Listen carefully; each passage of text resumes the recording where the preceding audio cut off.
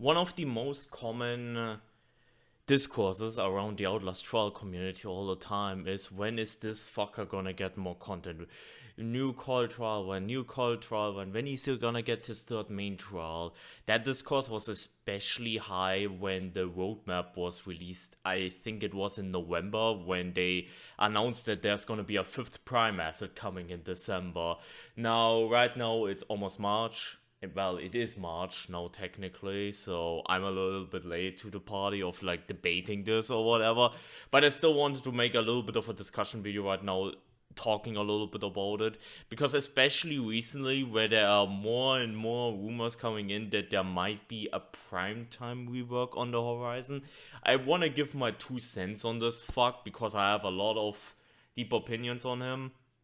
And I've been discussing them on stream all the time, but I haven't really done a discussion video on that yet. So I just want to do a small video here, just talking a little bit about Coyle and the state he's in, and in my opinion, that he needs to improve a lot. So what exactly is the hold up? Why the fuck does he not get a third main trial? And I think the key component, in my opinion, and I want to make this clear again, and like right at the beginning of the video, that this is completely opinion based. I know some people think that because I'm in the Murkoff whistleblower like ambassador program, that I'm forcing shit on the devs to implement, which is complete nonsense. But I make this clear, this is my opinion, okay? In my opinion, the reason Coyle hasn't gotten a third main trial yet, more than anything, is because he sucks in terms of gameplay. Now, if you go into the forums, which they are doing, especially discussion videos, like not discussion videos, but like discussion threads on like Reddit, on Steam, whatever, which is very spicy when people talk about Invasion. They talk about Coyle all the time as well, and you would be surprised how many people think that he has a very strong ability. Like, I unironically have seen a lot of people talk about his Rig Disable ability being game changing, which, holy fuck, I can count on one hand how often that ability came into play, and that was one time for me. And guess what? It wasn't in PvE, it was in fucking Invasion, where once my rig got disabled and it actually felt like his ability had any level of impact on my gameplay. Now, obviously, it is because I'm a challenge runner. I play level 1 challenges all the time, so his ability can't even do a real big impact. But I think that's also part of the problem, because for one, it's a status effect, which Gooseberry has the same problem. I can make the same kind of video about Gooseberry, but the problem is, one, she has a little bit more of an edge over Coyle, and two, I don't really know how to quote unquote fix her ideas. So a lot of the stuff that I'm saying in this video also kind of applies to Gooseberry, but I'm not really focusing on her because I don't have that strong of an opinion on her, and I don't want to just preach into the void something that, I know, oh yeah, this could be good for this character, yada yada yada. For Coyle, I have that way more, so that's why Coyle is my focus. But yeah, for one, Coyle problem, his ability is more or less like a status effect. Like, you can literally equip that on a Franco trial, and then Franco's gunshot literally applies his ability. Not to mention that Franco's gun, if you have Deadly Prime Asset equipped, also does up to 3 bars of damage, which means then he literally becomes ranged Coyle. So Coyle is literally outclassed if you put 2 variators on Franco, for example. And second of all, his ability just doesn't have any impact in terms on higher difficulties, not so much. A lot of rigs aren't even affected. Like, for example, a blind mine, it doesn't really matter if it gets disabled or not, because blind mine, if you're playing smart, you place it in advance before an encounter, and it doesn't really matter for a lot of rigs, or if you have certain variators. Like, the ability doesn't have that much impact. And now you might be saying, why is that so important now? Isn't it just about lore, a character, or whatever? Unfortunately, dear viewer, in my opinion, a lot of the success in like this live service format that Red Bells is doing for Outlast Trials is just with gameplay engagement. And in my opinion, if Coyle got a third main trial, it would probably be the most boring thing ever, because the only way to make that more engaging is if they make the trial obnoxious as shit, because Coyle can't deliver on himself. And I want to go a little bit in a circle here, because I want to talk about the last few trials that released to like prove my point. Most importantly, suburbs, because people talk all the time about, oh my god, 20 million more trials to Franco Barbie, everyone must Franco their Barbie or whatever the fuck, and they're like, oh yeah, Cold Guts get shit on. But the thing is, Franco always delivers, and guess why? Because Franco, unlike Coyle, actually has a very impactful ability that changes the game, and in turn makes trials that like belong to him challenging on higher difficulties, which people might argue, oh yeah, but that shouldn't really be the core focus, since trial in its core is a very replayable game where you're encouraged to always play trials over and over and over again. If you have a trial that takes a while to master, which Franco with his gameplay kind of guarantees, it's way more better for the longevity of the game. I know I said like a lot of words there, and I don't know if you like completely followed my train of thought, but let's look at Liquidate the Union, for example. Liquidate the Union, I can't speak, is, in my opinion, still the hardest main trial in the game. At that point, when Liquidate the Union came out, everyone had like Franco fatigue, how it was called. I really didn't. I didn't mind. I kind of expected 3 Franco main trials in a row, but I acknowledge that that was an issue. That's why I think it's way better than that Cress and Lilia are kind of rotating, which is another weird funny thing, because people thought that when Lilia came out that the Cress are gonna be forgotten immediately or some dumb shit. But when Liquidate came out though, it was such a hard, challenging trial. It still is to this day, and that is a good thing. That you have a trial that takes a while to master, especially on higher difficulties, especially with hard customs, especially with high escalation peak, because that keeps player engaged. And unfortunately, right now we are in the spot where there's only a slot for 3 main trials a year, which I don't think is necessarily a horrible thing. I always argue this when people complain about the update schedule of Outlast Trials, that Red Barrels as an indie studio kinda imitates the live service model of its update schedule, like other live service games. Like, a lot of live service games do this thing where a season lasts like 3 to 4 months. There's like a big update, and then 1.5 to 2 months later, it's like a mid-season update. Trials does kind of the same thing.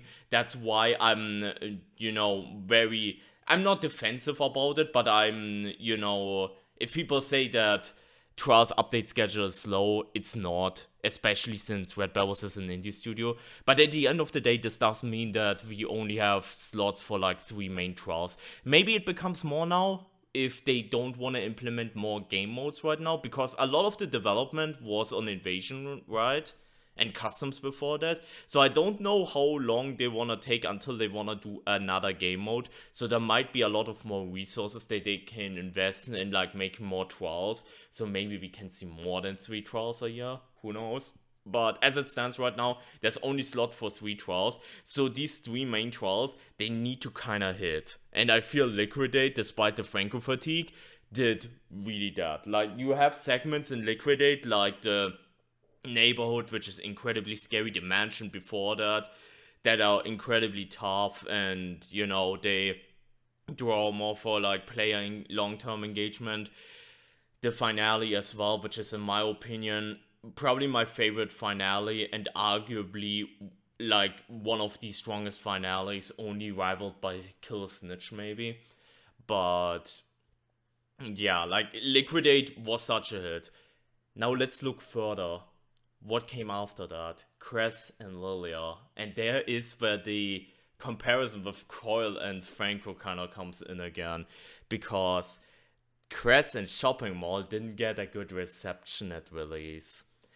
And people always draw it, oh yeah, it was just because they were lacking an intro. Oh yeah, it was just because, the map was kinda, which are valid arguments, right? But I think the biggest thing was just that the crests were horribly weak.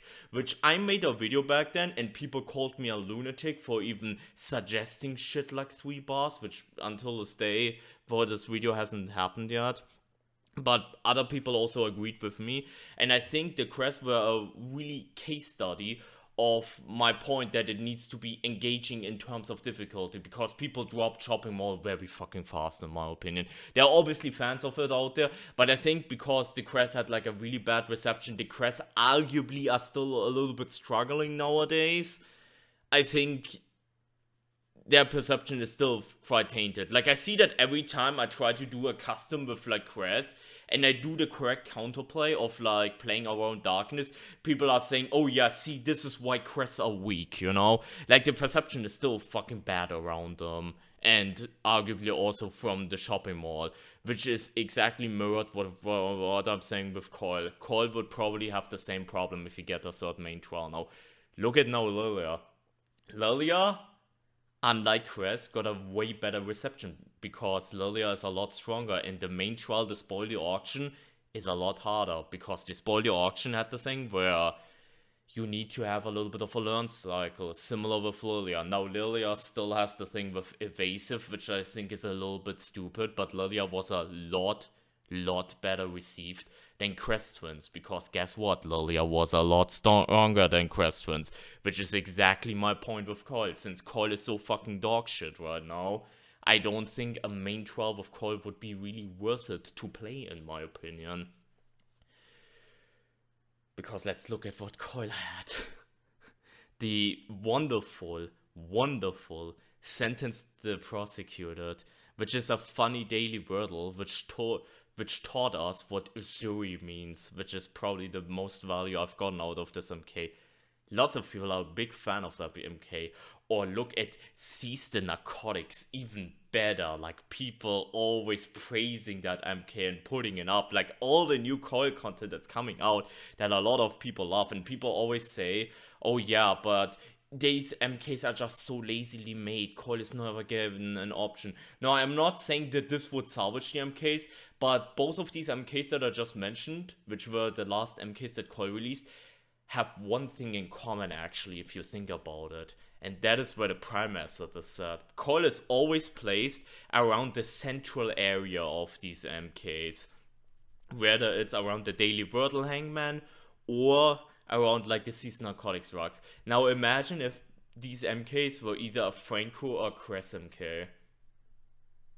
Just imagine that for a second. With the same prime assets as set. People would find it annoying, obviously. Like, it's always the same discussion that anything that's remotely difficult, people will always jump to the word annoying. I've made a video about that a while back. But it would be so much more, like, it would be so much harder and like so much more engaging for the higher difficulty sense, because you actually would need to stealth around it a little bit more, and the MK would have a lot more value. Again, I wouldn't, that's not, like, I'm not arguing, oh yeah, then the MKs would all of a sudden be A or S tier. That's not what I'm saying. What I'm saying is, if these MKs had a more engaging prime asset, then these MKs would be a little bit better and would have a lot more value. So yeah, in my opinion, Coyle, no third main trial, because Coyle fucking sucks. However, how can we change that? And this is now the more interesting portion of the video, because I want to talk about some buff ideas for Coyle that I think would make him a lot better, while also keeping his identity as a tutorial prime asset. Like he would still be viable as a tutorial prime asset. Because one argument I always see when I suggest Coyle buffs is, oh yeah, but he's supposed to be the tutorial prime asset, so it's fine the way he is now. Which is such a dumb argument in this context, because that would just mean, yeah, a tutorial prime asset doesn't deserve to get a third main trial if we are still in the schedule of 3 main trials a year. So, what would I give Coyle? First and foremost, I would give him the light treatment similar that Pitcher has. Like, Pitcher right now, which by the way, Pitcher's an insane enemy that rules like almost the entire Prime Asset roster, which is also a funny thing to mention on the side. Bibzuda knows a lot about that.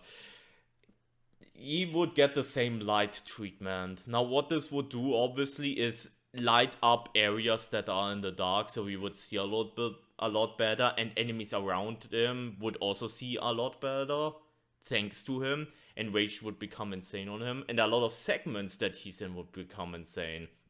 Think about Snitch Basement, think about destroy the evidence around the courtroom, think about what's what I wanted to say? I mean, the final encounter in Vindicate, as well as the evidence segment in Vindicate, arguably. You would need to be a lot more stealthy around him in order to avoid him. And I think that would be pretty good for him. Because the other ability I would give him is the ability for X-Pops to rally on top of him. So if you have, let's say, what is a good example of this? Like, if you have any grunts, if you, for example, you have the Berserker and Coyle in the Snitch Basement, for example, you would, if Coyle initiates a chase, the Berserker would also chase you at the same time, and they try to, like, pincer you, hunt you down, and they would essentially know the exact same thing Coyle knows, and hunt with him, search with him, and once the chase is over, go back to their neutral state, essentially, and patrol as normal. He would also get an ability, that one is a little bit more up to debate, but I think for higher difficulties, once you have increased threat, that would be fine, is that once Coyle starts a chase, another X-Pop spawns in, like, one, and, like, chases with him, searches with him, but once the chase is over, that X-Pop disappears from the map again. And this would be the kind of changes that I would do for Coyle. The good thing about these changes would be that he would be much more of a threat, because if you're getting chased by multiple enemies that try to, like, pincer you, they try to corner you, the chase becomes a lot more in Cole's favor, but at the same time it's fair, because he doesn't have a gun that he just completely outplays you, so he still keeps the identity of being more of a tutorial prime asset, while also giving him a lot more strengths, while also being scaled according to difficulty. Because if you noticed, obviously there's the increased threat thing, right? Increased threat, psychosurgery, ultra thing with the additional enemy, but all the other abilities are also very difficulty dependent, because the additional light that he emits, or the enemies ganging up on you with him, it doesn't really matter on lower difficulties that much, because you can exploit the AI a lot more on lower difficulties. The enemies in general are a lot slower on the lower difficulties as well.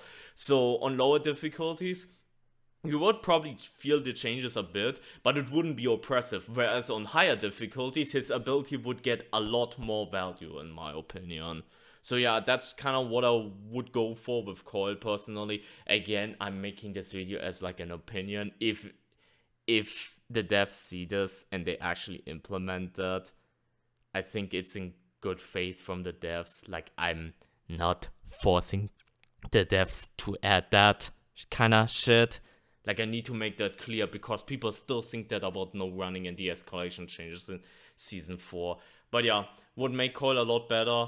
Again, thank you so much for listening to my TED Talk. I've not done one of these in a long ass time, which, yeah, I kind of feel bad, because YouTube got kind of dragged into the mud, because I was way more focusing on streaming.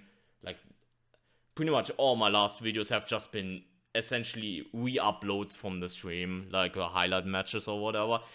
I might go a little bit back to this, like with discussion videos. I will not do patch reviews though. Like, I already made it a point that I kind of want to get back to it, because then people started seeing me as like a news source for Outlast Trials, which is not what I wanted to be associated with. I wanted to be associated with like Outlast Trials Challenge Runner. So I'm sorry to disappoint to people who wanted to like have reviews or whatever.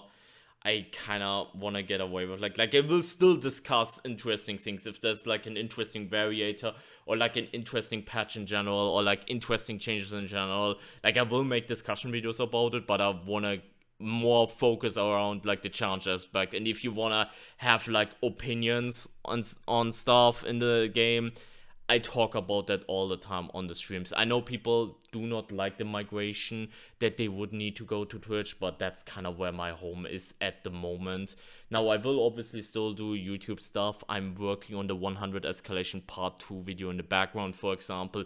It still has a lot to go, but yeah, just like as a little outro, like most of the stuff happening, discussions, whatever gameplay, is happening over on Twitch. So if you wanna hang out and check out, and now especially after this video comes out, yell at me how wrong I am. Make sure to check it out. But yeah, thank you so much for watching though. I hope I can make this more of a regular thing now again, like just discussing random videos. I just didn't really do it a lot because there was always this negative stigma about me manipulating the game when I made a video like this, but it is whatever. It is whatever. I'm just speaking my mind. I'm just speaking out my opinions. That's all it is. Like that's all there is to it. But yeah, thank you so much for watching though. Appreciate you. Make sure to drop a like if you enjoyed the video, and again, if you wanna have like discussions or like just general more content, I really recommend going over to Twitch. Like when I stream a few times a week normally. At least I'm trying to. Sometimes it's a little bit rough, but yeah. Thank you so much for watching though, and have a great rest of your day and take care everyone. Bye bye.